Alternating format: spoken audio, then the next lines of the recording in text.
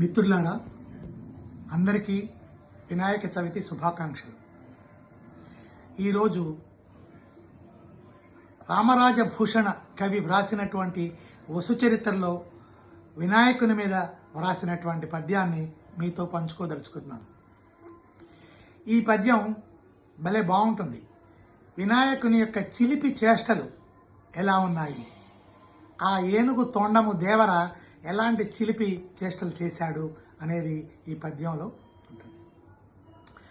దంతా ఘట్టిత రాజతాచల చలద్గౌరీ స్వయం గ్రాహముం కంతుద్వేషికి గూర్చి శైలజకు తద్గంగాఝరా చాంతి నత్యంతామోదము మున్నునిడ కుమారగ్రేసరుండై పితృస్వాంతంబుల్ వెలయింపజాలు ఇభరాడ్వక్తృన్ ప్రశంసించదన్. దీంట్లో కవి ఏం చెప్తున్నాడంటే, వెండి కొండను, శివుని యొక్క వెండి కొండను మన వినాయకుడు తొండముతో కదిలించాడట. ఆ కదిలించేసరికి పార్వతీదేవి శివుని కౌగలించుకుందట. అంతేకాకుండా పైన శివుని తల మీద ఉన్నటువంటి గంగను పీల్చాడట.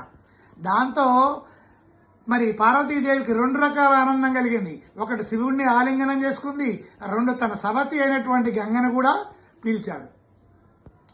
ఈ విధంగా చేసినటువంటి అసలే ఆయన మన్మధుని యొక్క కంతుద్వేషి, అంటే మన్మధుని ద్వేషించేటటువంటి వాడు. అయినా కానీ శివుడికి కూడా అటువంటి ఇది కలిగించినటువంటి వినాయకుడికి నమస్కరిస్తూ ఇభరాడ్వక్తుడు అంటే ఈ వినాయకుడి చిలిపి చేష్టలు అనమాట, ఆ గురించి ఆ పేరు వచ్చింది చేస్తూ, కుమారాగ్రేసరుడు అంటే కుమారస్వామి కంటే కూడా పెద్ద అయినటువంటి వాడు ఆ వినాయకుడు మీకందరికీ కూడా శుభాలను ఇవ్వాలని కోరుకుంటూ మరొక్క మారు వినాయక చవితి శుభాకాంక్షలు.